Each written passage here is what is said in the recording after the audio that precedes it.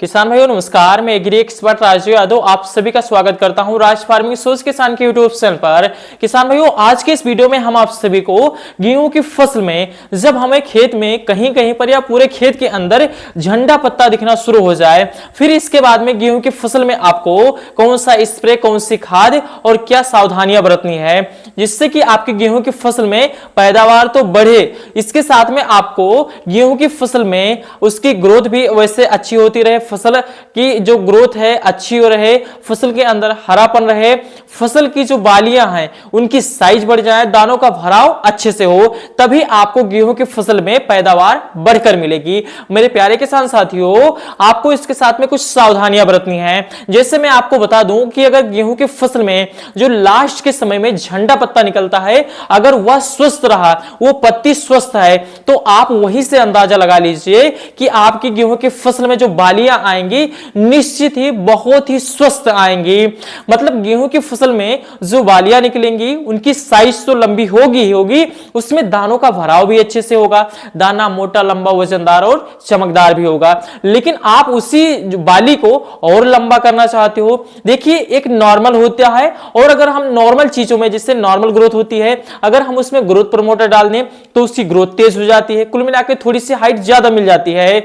या फिर अगर कोई ऐसी फसल है जिसमें बढ़ोतरी हो सकती है तो हम खाद मात्रा डालकर उसकी बढ़ोतरी कर सकते हैं। हम गेहूं की पैदावार बढ़ा सकते हैं, बालियां बढ़ा सकते हैं, दानों का आकार बढ़ा सकते हैं, उसे ठोस वजनदार कर सकते हैं। मेरे प्यारे किसान साथियों, पूरी जानकारी बताएंगे। अगर आप एक बार इस वीडियो को पूरा ध्यान से देखते हैं, मैं आपको बहुत सारी दवाइयां भी नहीं बताऊंगा, मतलब बहुत सारी खाद स्प्रे नहीं बताऊंगा, आपको कुछ ही चीज बताऊंगा, उसके साथ में सावधानियां बताऊंगा जिन चीजों को आपको ध्यान देना है। फिर आप निश्चित ही उसी फसल से आप बेहतरीन रिकॉर्ड तोड़ शानदार पैदावार ले पाएंगे। आपकी गेहूं की फसल के अंदर एक भी दाना सूखेगा नहीं, काला नहीं पड़ेगा, हल्का नहीं रहेगा। पूरी जानकारी देखकर जाइएगा। वीडियो पसंद आ जाए तो वीडियो को लाइक, चैनल को सब्सक्राइब जरूर करिएगा। मेरे प्यारे किसान साथियों, जब आपकी गेहूं की फसल के अंदर गेहूं लगभग 70 से 80 दिन के आसपास पहुंचती है, तब गेहूं की फसल के अंदर आपको झंडा पत्ता दिखना शुरू हो जाता है। लगभग 70 दिन के बाद से आपको गेहूं की फसल में झंडा पत्ता दिखना शुरू हो जाता है। अब मेरे प्यारे किसान साथियों, जब गेहूं की फसल में लास्ट समय पर जो आखिरी में पत्ता निकलता है उसे हम झंडा पत्ता कहते हैं, और ठीक उसी के बाद में गेहूं की फसल में बालियां निकलती हैं। अब देखिए, जैसे कि मैं आप सभी को बता दूं, आज मैं अपने खेत पे गया था, मैंने अपने गेहूं की फसल देखी, फसल की ग्रोथ तो बहुत बढ़िया हुई ही है, उसमें कल्लू का फुटाव हो तो अच्छे से हुआ ही है, उसमें काफी गहरा हरापन भी है, और जो लास्ट के समय में झंडा पत्ता निकला है ना मेरे प्यारे किसान साथियों, बहुत ही स्वस्थ है। अब मैं यहीं से अंदाजा लगा सकता हूं कि जो हमारी गेहूं की फसल नेचुरल है, उसकी एकदम स्वस्थ है, अच्छे से ग्रोथ हुई है, कल्लू का फुटाव हुआ है, और लास्ट के समय में उसमें हरियाली भी है और झंडा पत्ता अच्छे से निकला है, तो बालियां भी स्वस्थ निकलेंगी। यही आपसे देखकर निर्भर कर सकते हैं और अंदाजा लगा सकते हैं, पता कर सकते हैं कि अगर झंडा पत्ता स्वस्थ है तो आपकी बालियां स्वस्थ रहेंगी। उससे और बढ़ोतरी करना है तो उसके आगे आप बारे में बताते हैं।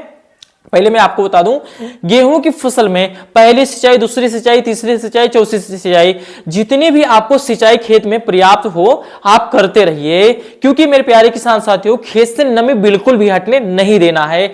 चाहे कल्लू के फुटाव का समय हो, या फिर बालियां निकलने का समय हो, या फिर दानों का भराव का समय हो, हाँ आपको थोड़ी सी सावधानियां जरूर बरतनी है। जैसे जब बालियां निकल आए, दानों का भराव होना शुरू हो जाए, तब आपको, जब तेज हवा चले तब आपको पानी नहीं लगाना है, इससे जड़ें टूट जाती हैं। फसल में हमारी जड़ें टूटने से उसमें बालियों का अच्छे से भराव नहीं हो पाता है, बालियों के अंदर दानों का भराव नहीं हो पाता है, दाना सूखने लगता है, हल्का रह जाता है। तो ऐसी आपको गलती नहीं करनी है। जैसे तेज हवा चल रही है तो उस समय पर बिल्कुल भी नहीं करनी है, इससे वो तो नुकसान पड़ेगा ही, साथ में से आपकी फसल भी इसके साथ में गिरने की संभावनाएं बढ़ जाती हैं। ठीक, पर्याप्त नमी खेत के अंदर बना के रखनी है। अब दूसरी बात करते हैं, अब जब गेहूं की फसल के अंदर आपको झंडा पत्ता दिखना शुरू हो जाए है मेरे प्यारे किसान साथियों, तो सिर्फ आपको खाद नहीं देना है, आपको एक स्प्रे करना है। स्प्रे जिससे आप करोगे तो उससे गेहूं की फसल के अंदर अब नाइट्रोजन की उतनी ज्यादा जरूरत नहीं है, अब इसके अंदर कई और पोषक तत्वों की जरूरत है, क्योंकि अब बालियां निकलेंगी, उसके अंदर दानों का भरा होगा। अब जब दाना भरेगा तो उसमें कई सारे पोषक तत्वों की आवश्यकता पड़ती है, तो वो मैं आपको बताता हूं। कुछ नहीं करना है, एक स्प्रे करना है। स्प्रे का नाम है NPK 05234। अब इसके अंदर क्या पाया जाता है वो मैं बता देता हूं। इसके अंदर 0% की मात्रा में नाइट्रोजन पाया जाता है, क्योंकि अब उसका इतना काम नहीं होता है। फास्फोरस में इसके अंदर 52% की मात्रा में पाया जाता है, और इसके साथ में पोटेशियम 34% की मात्रा में पाया जाता है। इसको आपको अपने खेत में जब झंडा पत्ता दिखना शुरू हो जाए तब आप कर लीजिए। आपको बालियां निकलने से पहले झंडा पत्ता जैसे ही दिखे, इसके बाद में बालियां निकलेंगी तो उससे पहले ही कर लोगे। तो जैसे ही आप इसका स्प्रे करोगे उसके कुछ दिन बाद जब बालियां निकलेंगी तो उसमें आपको रिजल्ट बहुत ही बेहतरीन देखने को मिलेगा। मेरे प्यारे किसान साथियों, अगर हम इसकी मात्रा की बात कर ले, 750 या 800 ग्राम आपको लेना है प्रति एकड़ के हिसाब से इसकी डोज होती है। ठीक, इसका आपको 100 से लेकर 150 लीटर पानी में प्रति एकड़ में स्प्रे करना है। इसके साथ में आप और कुछ भी न डालें, फिर भी आपको बहुत ही बेहतरीन, शानदार, जबरदस्त रिजल्ट देखने को मिलेगा। ये हमारे पौधे के अंदर जड़ों का विकास करने में भी काम करता है, ग्रोथ का भी काम करता है, हरियाली का भी काम करता है, और जो बालियां निकलती हैं उसकी साइज बढ़ जाती है, दानों का भराव भी अच्छे से होता है, दाना स्वस्थ रहता है, मोटा, वजनदार, ठोस रहता है। तो ये आपको जरूर करना है। साथ ही खेत में पर्याप्त नमी बना के रखनी है, और आपको ये चीजें डालनी है। इससे आपको बहुत ही बढ़िया, शानदार, जबरदस्त रिजल्ट देखने को मिलेगा। मैं कल आपको एक वीडियो और दूंगा बना के, जिसमें मैं अपने खेत में क्या स्प्रे कर रहा हूं उसके बारे में बताऊंगा। एक मेरे पास खाद आई है, इसके बारे में मैं बताऊंगा। ये मिक्स माइक्रो न्यूट्रिएंट्स सुपर आई है।